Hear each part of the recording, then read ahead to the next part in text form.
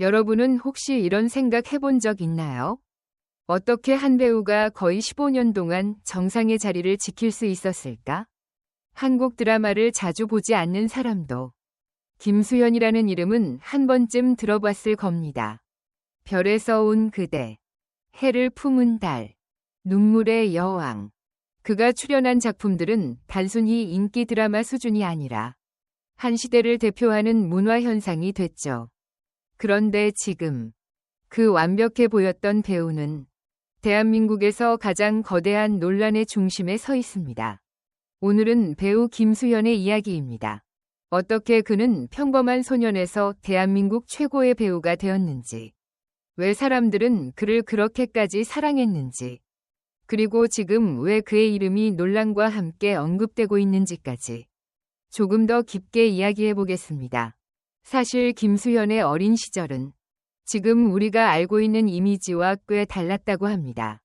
지금은 카메라 앞에서 완벽하게 감정을 표현하는 배우지만 어릴 때는 굉장히 내성적인 성격이었다고 하죠. 사람들 앞에 나서는 것도 힘들어했고 친구들과 어울리는 것보다 혼자 있는 시간이 더 편했다고 합니다. 그런 아들을 보며 어머니는 오히려 연기를 권했다고 알려져 있습니다. 많은 사람들이 놀라는 부분이죠. 보통 연기라는 건 사람들 앞에 서는 걸 좋아하는 사람이 하는 일처럼 느껴지니까요. 그런데 김수현은 반대였습니다. 연기를 하면서 오히려 자신을 표현하는 법을 배웠다고 합니다. 그리고 그 선택이 결국 대한민국 엔터테인먼트 역사를 바꾸게 되죠. 처음부터 스타였던 건 아닙니다. 데뷔 초에는 단역과 조연을 오가며 천천히 필모그래피를 쌓아갔죠. 하지만 업계에서는 이미 말이 나오기 시작했다고 합니다. 저 배우 눈빛이 이상하게 사람을 끌어당긴다. 실제로 김수현의 가장 큰 무기는 화려한 액션도 압도적인 비주얼도 아니었습니다. 감정이었습니다. 특히 슬픔이나 외로움 같은 감정을 표현할 때 굉장히 독특한 분위기를 만들어냈죠. 그리고 그런 장점이 폭발한 작품이 바로 드림아이였습니다. 당시만 해도 아이돌 중심의 청춘 드라마라는 인식이 강했는데 김수현은 그 안에서 예상보다 훨씬 강한 존재감을 보여줍니다. 노래도 직접 소화했고 감정 연기도 안정적이었죠. 특히 후반부로 갈수록 시청자 반응이 완전히 달라졌습니다. 쟤 누구냐? 연기를 진짜 잘한다. 그때부터였습니다.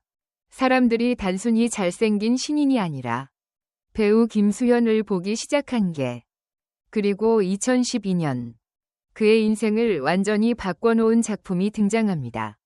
해를 품은 달.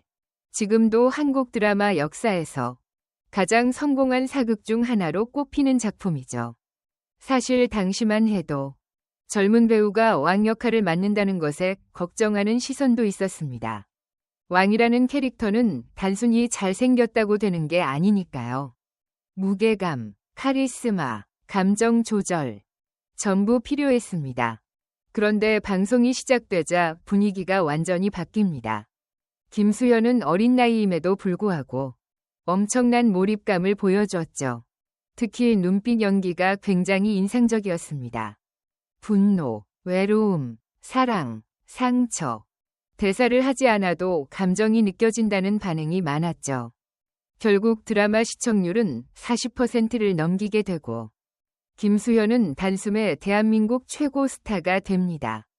흥미로운 건 그의 성공 방식이 기존 한류 스타들과 조금 달랐다는 점입니다. 보통은 예능이나 화제성으로 먼저 뜨고 나중에 연기력을 인정받는 경우가 많았는데 김수현은 오히려 반대였습니다. 연기력이 먼저 터졌고 그 뒤에 스타성이 따라왔죠. 그래서였을까요? 그에게는 늘 믿고 보는 배우라는 말이 따라다녔습니다. 그리고 바로 다음 해 그를 아시아 전체로 확장시켜버린 작품이 등장합니다. 별에서 온 그대.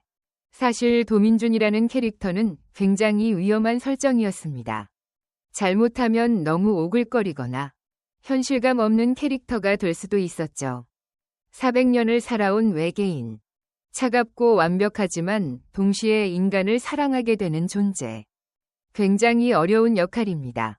그런데 김수현은 이 캐릭터를 믿을 수 없을 정도로 자연스럽게 살려냅니다. 특히 전지현과의 호흡은 엄청났죠. 두 배우의 케미는 단순한 로맨스를 넘어서 하나의 문화 현상이 됐습니다. 당시 중국에서는 별에서 온 그대 열풍이 정말 엄청났습니다. 김수현이 광고한 제품은 순식간에 품절됐고 드라마 속 음식과 패션까지 유행했죠.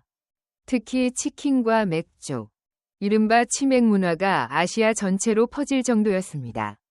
그 시절 김수현은 정말 말 그대로 대체 불가능한 배우였습니다.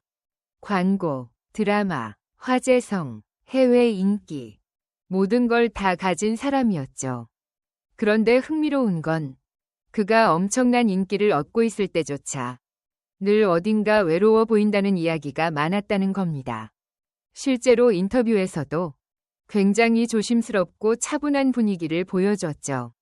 사람들은 그런 모습에서 오히려 더 신비로운 매력을 느꼈습니다. 그리고 군 복무 이후 많은 배우들이 군대 이후 하락세를 겪지만 김수현은 달랐습니다. 오히려 더 깊어진 연기를 보여줬죠. 사이코지만 괜찮아에서는 감정 표현이 훨씬 섬세해졌다는 평가를 받았고 눈물의 여왕은 다시 한번 글로벌 데이트를 기록합니다. 특히 눈물의 여왕은 넷플릭스를 통해 전 세계적으로 엄청난 반응을 얻었죠. 사람들은 다시 말하기 시작했습니다. 역시 김수현이다. 그런데 바로 그 순간 모든 게 흔들리기 시작합니다. 2025년 배우 김세롱과 관련된 논란이 터지면서 김수현의 이름도 함께 언급되기 시작한 겁니다. 처음엔 단순 루머처럼 보였습니다. 하지만 점점 더 많은 주장과 사진, 메시지들이 공개되면서 상황은 빠르게 커져갔죠. 특히 가장 큰 쟁점은 두 사람이 언제부터 관계였는가 였습니다. 이 문제는 한국 사회에서 굉장히 민감하게 받아들여졌습니다. 왜냐하면 단순 연애 문제가 아니라 도덕성과 이미지 문제로 연결됐기 때문이죠. 김수현 측은 강하게 부인했습니다. 교제 자체는 인정했지만 미성년자 시절부터의 관계는 아니라는 입장이었죠. 하지만 이미 여론은 크게 흔들리고 있었습니다.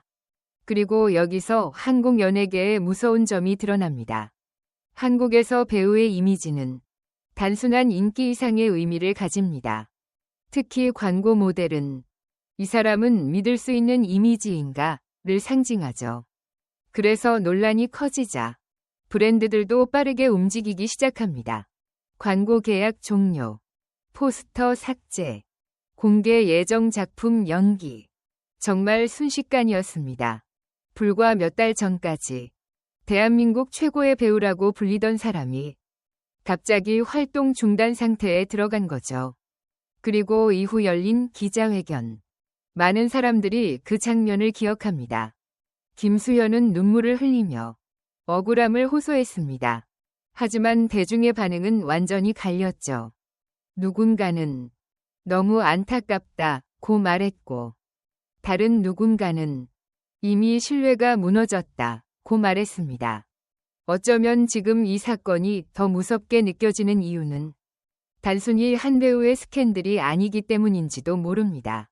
유튜브 폭로, 온라인 여론, AI 조작 의혹, 그리고 끝없이 확산되는 정보들.